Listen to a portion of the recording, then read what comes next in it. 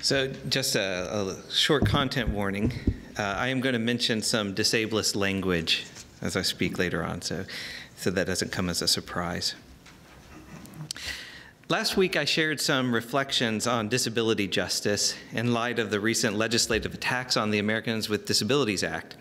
Whenever I encounter unjust situations like this, whether it's disableism, racism, misogyny, gender and sexuality phobias, or something like that, the question that tends to linger in my mind is, why in the world do we keep going along with this horrible stuff? Horrible things are happening. We witness them or we hear about them, and almost inevitably someone is there, just in an instant, to insist that it's not that bad, that we've just misunderstood the situation, or that it's been worse in the past, so, just be patient. It's as if, although oppression may exist, apparently oppressors do not. Do any of these sound familiar to you? That was a long time ago. Can't you just get over it? Be patient with him. He's just set in his ways. He's not a bad guy. You have to overlook a little bit of what she says. She doesn't mean it that way. Honestly, it's not because of race or gender or whatever. We just decided to go in a different direction. Well, I don't agree with how they treated you, but everyone has a right to their own opinion. And perhaps most famously, take it easy. It's just a joke. Systems don't exist without our participation. In peace and conflict studies, we often talk about how different dimensions, the personal, the relational, the structural or organizational, and the cultural, all of those work together to create the circumstances of our lives, for good or ill. Oppressive systems require that masses of people, they require that we participate in them, go along with them, tolerating and protecting them, even if the people involved don't benefit from them, even if the people involved are ultimately worse off. This is where the concept of internalized oppression and dominance can be a useful tool, because most of us, we don't intend to perpetuate oppression, but we still do it. We do it because the oppression and dominance is programmed into the way we think and act so that it becomes automatic, and we don't even recognize it much of the time. It's expressed in its racial form, famously, by LBJ, who said, "If you can convince the lowest white man he's better than the best colored man, he won't notice you picking his pocket. Hell, he'll give somebody to, if you give him someone to look down on, he'll empty his pockets for you." Internalized oppression refers to the ways that marginalized and oppressed people become accustomed to and even participate in oppressive ideas and practices. As a personal example, one that many of you are familiar with, I was out as a bisexual and genderqueer person from my late teens, but only as a confession of my sinfulness. My conservative, religious, and cultural upbringing had conditioned me to believe that those parts of my experiences and identity were immoral. I could only speak about them if I was doing so as a testimony to how I was successfully resisting that part of my life, or, even better, if I was encouraging someone else to do the same. I internalized the messages of my community as self-loathing, and I acted on those messages by participating in punishing and oppressing myself. I did the oppression on their behalf, and passing on those messages to others. I finally worked through enough of that to begin embracing my gender and sexuality and loving myself, but it wasn't until my late 20s. It took so long to get there. Internalized domination is the opposite side of the same coin. That conservative religious upbringing that taught me to hate some parts of myself also taught me, for example, that identifying as a Christian made me superior to people of other religions. They didn't use those words, of course, but it was pretty clear that this was the case, since we were the only true religion, and come to think of it, our denomination was even better than the other ones, right? So they trained me, although rather unsuccessfully, to convince other people that this was the case. I internalized that domination in a way that made it seem natural to believe that Christianity was obviously truer and obviously morally superior to any other belief system. And although I hope I didn't go too far in this direction, My memory says that I resisted it, but who knows? It's an easy step from there to support cultural habits and public policies that are based on the idea that Christianity and Christians are entitled to special treatment. If you need another example, none may be more powerful than the growing body of research on the voting trends in the 2016 U.S. elections, which brought Donald Trump to the White House. The most recent, published in April 2018 in the Proceedings of the National Academy of Sciences, was titled, very descriptively, "Status Threat, Not Economic Hardship, Explains the 2016 Presidential Vote." The research began with some reflections noting how these group status dynamics have become more and more prominent in the United States, especially in two areas. First, many white folk are not adjusting well to the idea that society is becoming increasingly diverse. They referred to a 2013 study by Clara Wilkins and Cheryl Kaiser that discovered that white folk who believed that the current system was legitimate and justified had lower levels of self-worth when they were shown evidence of racial progress. They quite literally cheered themselves up by believing there was anti-white bias in the world, rather than by embracing the idea of equality and justice for all. Second, many Americans are worried about the perceived increasing interdependence of the United States on other countries. A decrease in U.S. dominance on the world stage was interpreted as weakness, rather than as an opportunity for humanity to work together in increasingly cooperative ways. So they went through this research project, and I'll just read you the conclusion. Although if you have time to read, if you enjoy reading research papers, Status Threat, Not Economic Hardship Explains the 2016 Presidential Vote by Diana Muntz of the University of Pennsylvania is, I think, well worth your time. This was a conclusion that Diana wrote up. Based on these results, it would be a mistake for people to understand the 2016 election as resulting from the frustration of those left behind economically. Instead, both experimental evidence and panel survey evidence document significant political consequences from a rising sense of status threat among dominant groups in the United States.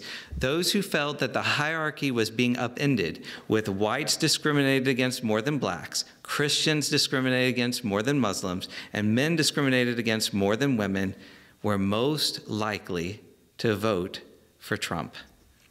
Most critically, these results speak to the importance of group status in the formation of political preferences. Political uprisings are often about downtrodden groups rising up to assert their right to better treatment and more equal life conditions relative to high-status groups. The 2016 election, in contrast, was an effort by members of already dominant groups to assure their continued dominance, and by those in already powerful and wealthy country to assure its continued dominance. I'm going to read that last sentence there by Diana Muntz one more time. The 2016 election, in contrast, was an effort by members of already dominant groups to assure their continued dominance, and by those in already powerful and wealthy country to assure its continued dominance. That, I think, is a pretty good description of internalized domination. So this is all straightforward enough, except that human element gets in the way, doesn't it? Humans tend to be uncomfortable with the idea that we're vulnerable to this kind of social conditioning. I've said this before in discussing racism, but I think it's worth repeating. I hope you do too.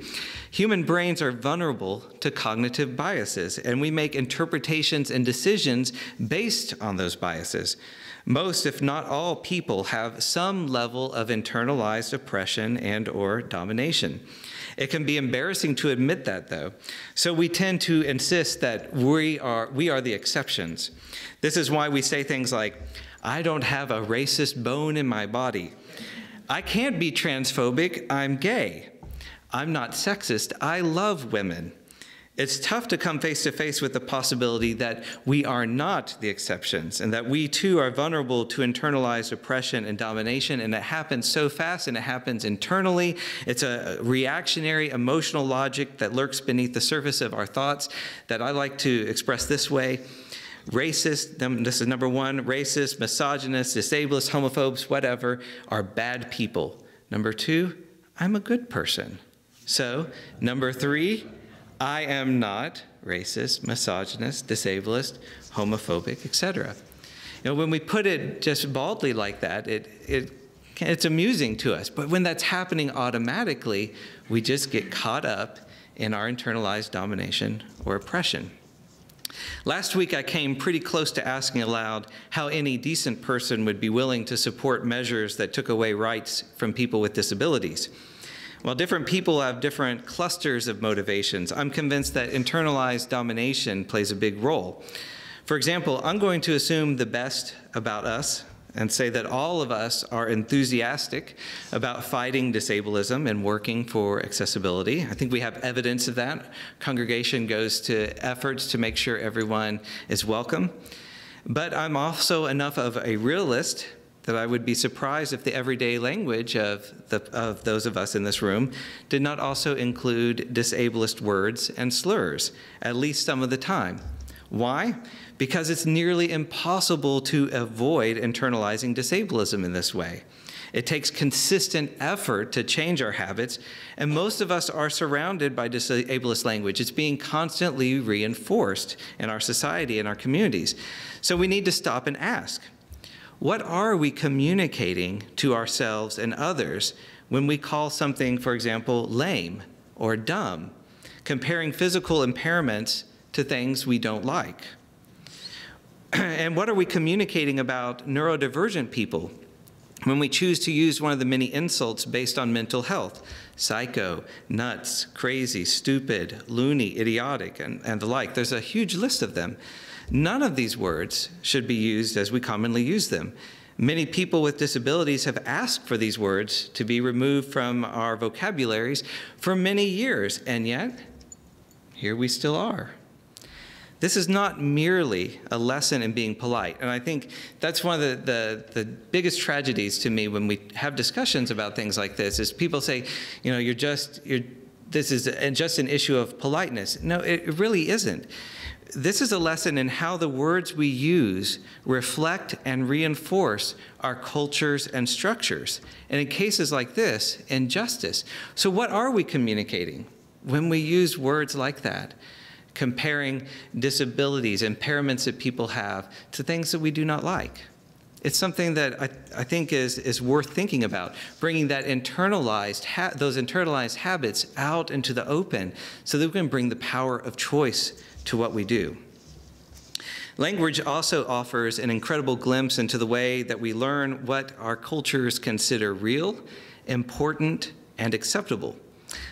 An example that's close to my own home, in the case of the gender binary, we learned very quickly that as a society, we only allow 2 genders, yes, male and female. And we've made some progress in acknowledging that transgender people do indeed exist, but we are often forced into that same binary, whether we fit there or not. So what about a person like me who's non-binary and genderqueer, not exclusively male or female? It's a common human experience. It's documented across history, across cultures, but not in most Western cultures, except, of course, as an aberration. So there's not even a vocabulary for our existence, not even pronouns. And the language is a constant reminder that the society at large doesn't have a place for us. In fact, actively tells us that we don't exist. Which is why, in my case, I use singular they as my pronoun instead of he or she. It's a small step, but the idea is that including non-binary people in our everyday language not only communicates affirmation and respect, it also expresses a willingness to change society to include people that would otherwise be excluded. We could work through language associated with other types of marginalization and oppression with similar results. Through conversations, advertisements, entertainment, and education, we are actively giving ourselves, giving one another instructions on what to think, how to feel, what to think about our lives, how to interpret our lives. For most of us, we go around soaking it up, usually without realizing that we're being trained at all, usually without realizing that we're training others. So if we want to build movements made up of us, made up of human beings who are prone to internalized oppression and domination, we need to build in practices that help us deal with these dynamics in honest and thorough ways. We need to find ways to get beyond our knee-jerk reactions and our complicity, to give pause to automatic self-justifications, and to become intentional about not only understanding the world, but changing it. Internalized oppression and dominance combines helpfully with another sociological concept, that of norm perceptions. Together, they help answer that question of why it's so easy for most humans to simply go along with injustice, and why it can be so difficult to denounce injustice and announce a different world. Simply put, human beings tend to feel, think, and act in ways that they believe are considered typical by those around them. We go along with our group, and we internalize those expectations. As an example, I like to think about all the social norms that are at work at an American football game. In other settings, adults physically tackling one another in an aggressive way would not only be inappropriate, it would likely be illegal, right? And cheering and encouraging that physical aggression would often be perceived as immoral at the very least. But at the stadium, that's what is expected. And you're encouraged to get excited, to celebrate, to enjoy a hot dog and a beer. However, there's also all those social norms that say spectators aren't allowed to participate on the field, right? And those who do run onto the field will be expelled or even arrested. If you've grown up learning all these social expectations, it's likely that you don't even notice them when you go to the stadium. This is just the way things are. You don't have to think about them. You aren't surprised by them, and they feel natural. But if you're unfamiliar, attending an American football game is more likely to be confusing, or maybe boring, or maybe bewildering, or perhaps even exhilarating as you see people breaking social taboos that you experience in other places. Throughout history, social norms have been powerful vehicles for perpetuating injustice. People from widely different cultures and time periods have all come to accept, tolerate, and even to protect egregious oppression as normal. Genocide, slavery, segregation, economic exploitation, apartheid, sexual violence, war, and other oppressive systems, they all became normal. When oppression becomes built into our social expectations, they go inside. They are internalized. And people are not any more likely to notice those norms than the spectator at the football game. This is just the way things are. If you don't have to think about norms, you aren't surprised for them, and again, they feel natural. The oppression then becomes inevitable and is reinforced through both unconscious and intentional behavior, structures, and cultures. As discouraging as that may sound, social norms also provide an incredible opportunity, because if injustice can be normalized and internalized, guess what? So can justice. The question becomes, how can we influence social norms so that what we come to expect from one another is equality, compassion, well-being, solidarity? In a presentation on implicit bias in early childhood education, Dr. Walter Gilliam pointed out that human beings tend to, quote, value whatever we measure. If we can change the measurements, then sometimes we can affect human behavior without the humans even thinking about it. I'll read that one more time. Human beings have a tendency to value whatever we measure. If we can change the measurements, then sometimes we can affect human behavior without the humans even thinking about it. In other words, we tend to internalize what we in our social groups pay attention to. If you want to uncover social norms and their justifications in a given society or group, look at how they measure success. Look at how they measure well-being. If you want to use social norms to promote change, find ways to shift those measurements, to shift the attention to measures that align with justice. And that's why I think it's so wonderful that we have this as a reminder every week. This is a change in measure, right? Thou shalt not stand idly by. That is a change in measurement from being passive. I don't know if I want to say something. I don't know if I want to speak up. I don't know if I want to act out. To we value this. This is important. This is where our attention is. And excuse me. This is why last week we talked about normalizing accessibility and interdependence, making accessibility and interdependence the measures, and prioritizing them over other measures such as profitability or productivity. Because, to quote Dr. Gilliam again, we value what we measure. As I worked through these reflections, I decided to take a few minutes to list my own aspirations and theories of change on a personal level. So here are 3 of my personal commitments that I think reflect the changing the measure in my own life. The first one is to assume that I have internalized domination and oppression. In my experience, the default assumption is often that only so-called bad people have internalized oppression and domination. Right? They're the ones that we don't want to be like them. So let's change that measure. Justice-minded folks actively work to recognize their implicit biases and are intentional about changing their habits of thinking, speaking, and acting to align with their values. So we assume that we have internalized oppression and domination, that we're not the exceptions. Going along with that, number 2, expect to learn, to heal, to grow.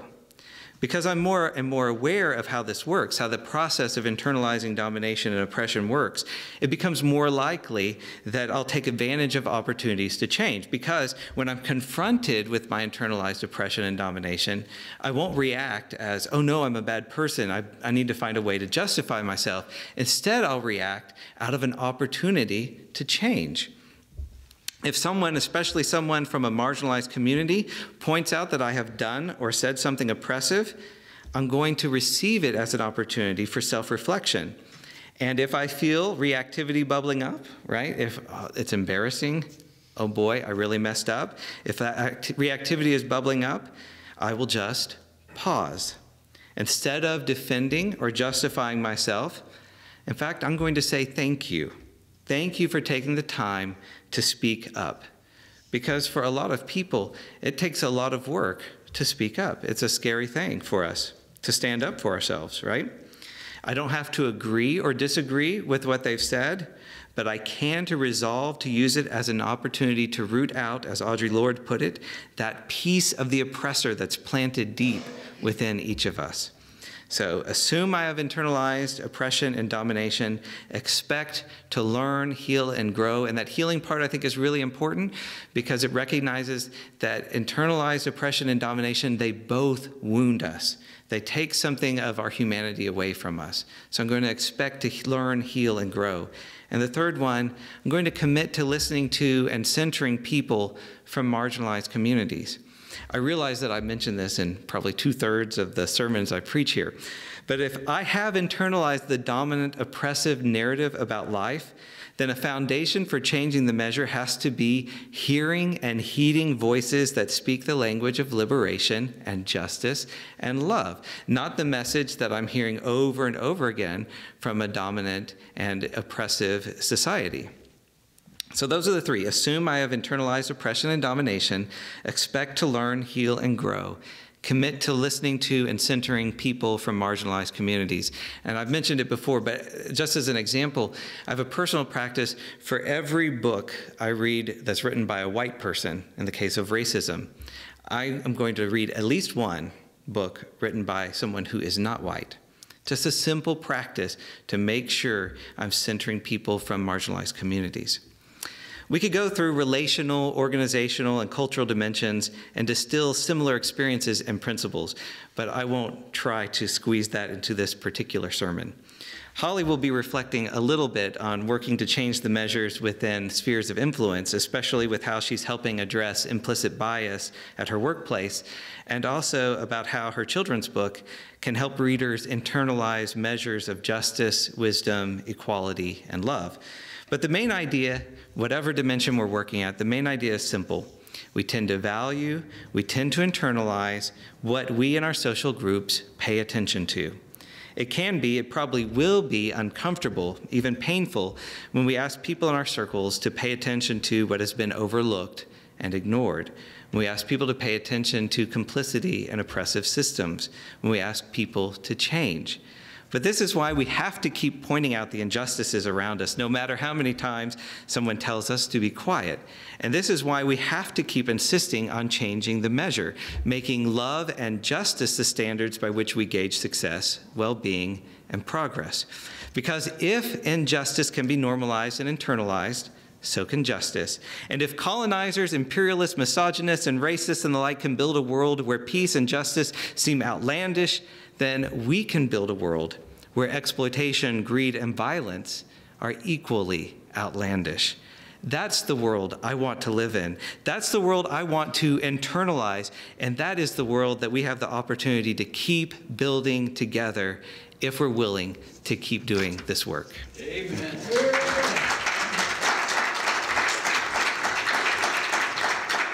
Thank you for watching our videos. We are entirely dependent on the donations of our listeners and members.